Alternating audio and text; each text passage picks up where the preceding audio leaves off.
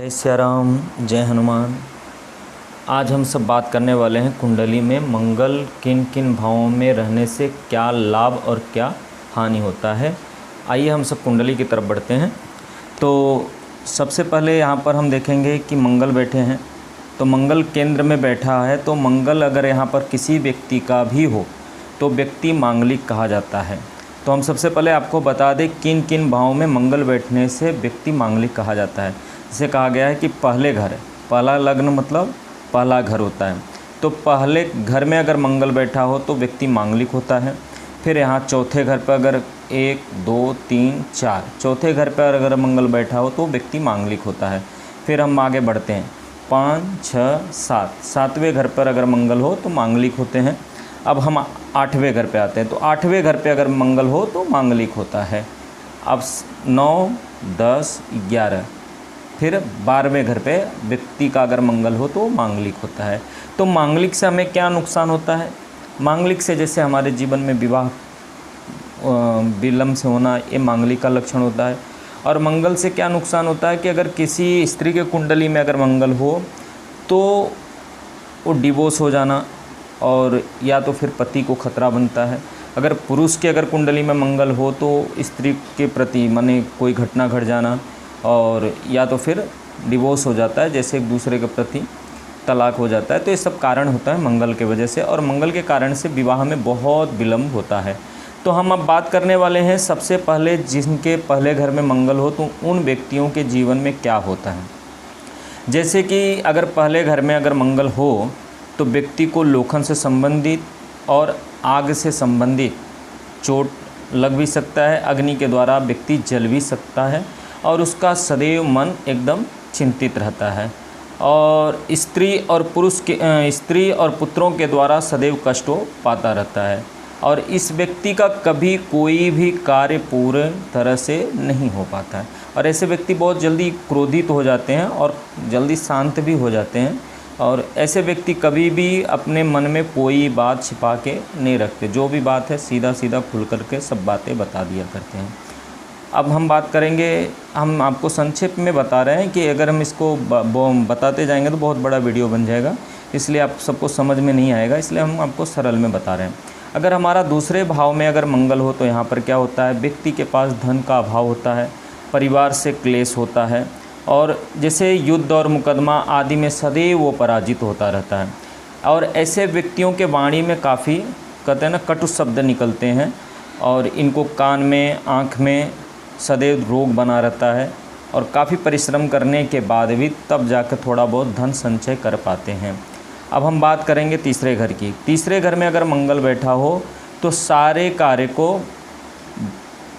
कार्य में कहीं ना कहीं चिड़चिड़ा माने क्रोध के वजह से सारे कार्य बिगड़ जाते हैं, और ऐसे जातक कभी न कभी बीमार भी रहते हैं, जिसके वजह से चिड़चिड़ा जाते हैं, बीमार के वजह से चिड़चिड़ा जाते हैं। कोई काम कहते स्वास्थ्य को लेकर काफ़ी दिक्कत होना, परेशानियां होना, चिड़चिड़ापन होना, ऐसे जहाँ जिसका तीसरे घर में अगर मंगल बैठा हो।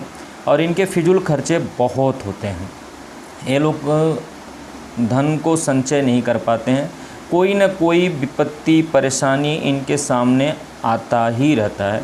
और ऐसे जातक भी बलवान होते हैं, साहसी होते हैं, और भाई के प्रति इनका तालमेल बराबर नहीं होता है, और इनके वाणी में बहुत ही कर्कश होता है, जिसके वजह से इनके भाई में तालमेल बराबर नहीं बनता है। अब हम चौथे घर के मंगल के बारे में बात करेंगे।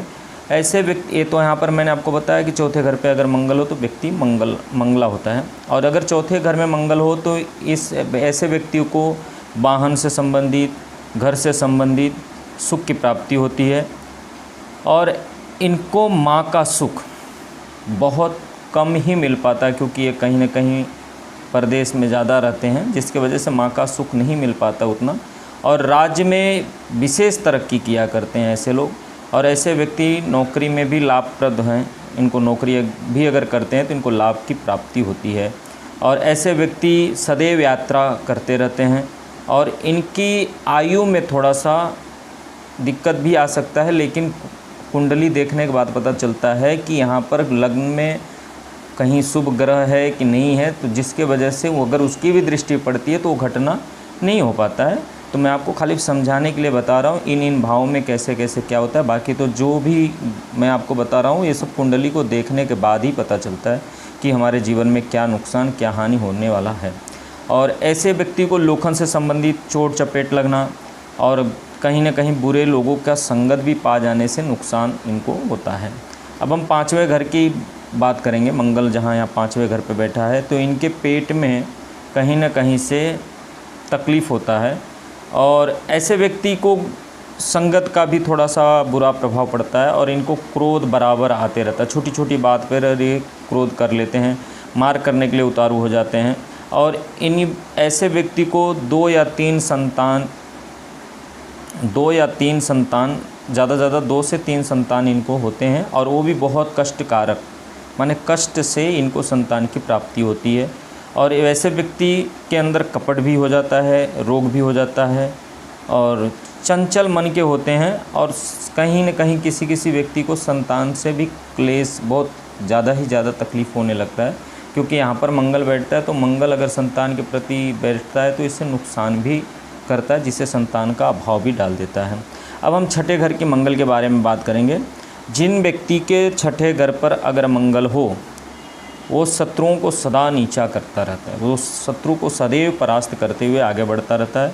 लेकिन इनको मामा का सुख ऐसे व्यक्ति को नहीं मिलता है और ऐसे व्यक्ति के पास धन काफ़ी होते हैं और खर्च भी बहुत फिजूल का खर्चा करना, और जिससे इनको कभी कभी धन की अभाव भी बना रहता है।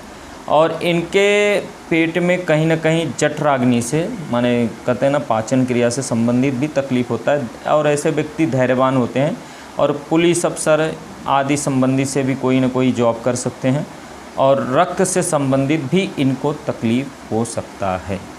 अब हम बात करेंगे 7वें घर में अगर मंगल बैठा हो तो हमें यहाँ क्या नुकसान और क्या फ़ायदा देता है। 7वें घर पे अगर मंगल हो तो व्यक्ति एक जगह एक स्थान पर टिक नहीं पाता है और शत्रुओं से सदैव कहीं न कहीं वह व्यक्ति परेशान रहता है। कोई भी काम करने चलेगा तो शत्रु कहीं न कहीं उसको परेशान करता ही रहता है। और पत्नी से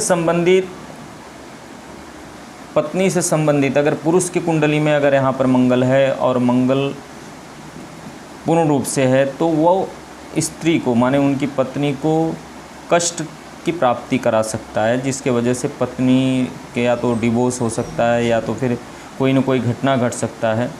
और कहीं कहीं ऐसा होता है कि मंगल अगर 7वें घर पे हो तो दूसरा विवाह का भी, माने दूसरा 2 विवाह का योग बना भी देता है, ऐसा है। तो ये बात रोगी होता है और जो बात करना होगा सीधा मुंह पे बात करेगा और ऐसे व्यक्ति कहीं न कहीं निर्धन भी होते हैं। अब हम बात करने वाले हैं 8वें घर के मंगल के बारे में। जो 8वां घर का मंगल यहाँ पर है, इसका ऐसे व्यक्ति का अगर मंगल अगर 8वें घर पर हो तो व्यक्ति को लोखंड से संबंधित तकलीफ़ होना, शत्रु से कहीं ना कहीं तकलीफ़ होना और अनेकों विघ्न बाधाएं इनको परेशान करती रहती है। और ऐसे व्यक्ति कटुभाषी होते हैं, माने जो बात करना है कड़क बोलेंगे और कब क्या बोल देंगे कोई भी, माने उनको समझ में नहीं आता है कि मैं क्या बोलना है क्या नहीं बोलना है, उनको व्यक्ति को ये सब समझ में नहीं आता। और अगर मंगल अगर यहाँ पर बैठा हो तो रोग से भी ग्रसित व्यक्ति रहता है, संकोची प्रवृत्ति का होता है और धन को लेकर के काफ़ी मानसिक उलझन रहता है। कहीं ना कहीं कर्ज का भी थोड़ा सा दिक्कत बन जाता है। शरीर के कष्ट माने रोग के वजह से इनको काफ़ी कहीं ना कहीं से कर्ज भी लेना पड़ जाता है। अब हम बात करेंगे मंगल 9वें भाव का। अगर 9वें घर में मंगल हो तो व्यक्ति क्या करता है, 9वें घर पे मंगल हो तो आदमी पराक्रम करके धन को अर्जन करता है और ऐसे व्यक्ति समाज में मान सम्मान प्रतिष्ठा पाने वाले होते हैं और धन का भी सुख इनको प्राप्त होता है। और इनकी बुद्धि बहुत ही तीव्र होती है और इन जितना मेहनत करते हैं उतना ही इनको फल की प्राप्ति होती है। और ऐसे व्यक्ति कभी कभी अभिमानी हो जाते हैं, क्रोधी भी होते हैं और बाकी अधिकारी पुलिस से संबंधित कोई भी नौकरी ये करते हैं और सदैव भाई के साथ इनका विरोध बना ही रहता है। अब हम बात करेंगे 10वें घर के मंगल के बारे में कि 10वें घर के मंगल से क्या हमें नुकसान होता है, क्या माने अगर 10वें घर पे अगर मंगल बैठा हो तो व्यक्ति के जीवन में कहीं भी अस्थिर होकर के काम वो नहीं कर सकता है। उसके मन में सदैव घूमने फिरने का ही कार्य करना पसंद करेगा। मन एकाग्रचित नहीं रहेगा। 1 महीने 2 महीने से ज़्यादा वो व्यक्ति का मन वहाँ से उखड़ जाता है। और ऐसे व्यक्ति बहुत मेहनत करने के बाद तब जाकर के इनको धन की प्राप्ति होती है। और ये कवि भी होते हैं, सुखी भी होते हैं, और वाहन से भी इनको सुख भोगने को मिलता है, लेकिन संतान के प्रति इनको कहीं न कहीं कष्ट मिलता है। और ऐसे व्यक्तियों के जीवन में धन का कहीं न कहीं अभाव भी बना रहता है।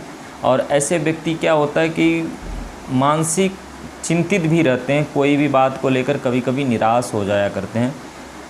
तो ऐसे अब हम आगे बात करते हैं 11वें घर के मंगल को। अगर 11वें घर पे अगर मंगल हो तो व्यक्ति शत्रुओं का सदा नाश करने वाला होता है। और ये व्यक्ति को भाग्यवान भी समझना चाहिए।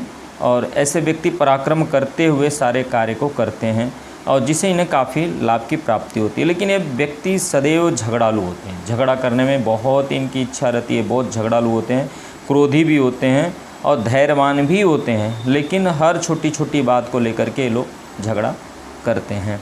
अब हम बात करेंगे 12वें घर का मंगल के बारे में। अगर जिनका 12वें घर पे मंगल बैठा हो तो व्यक्ति धर्म को प्रति चलते चलते भी वो बुरा काम करने लगता है। और कोई न कोई कारण से इस व्यक्ति को अपजस भी लगता है। झूठे लाछन लगा करके इसको बदनाम भी किया जाता है।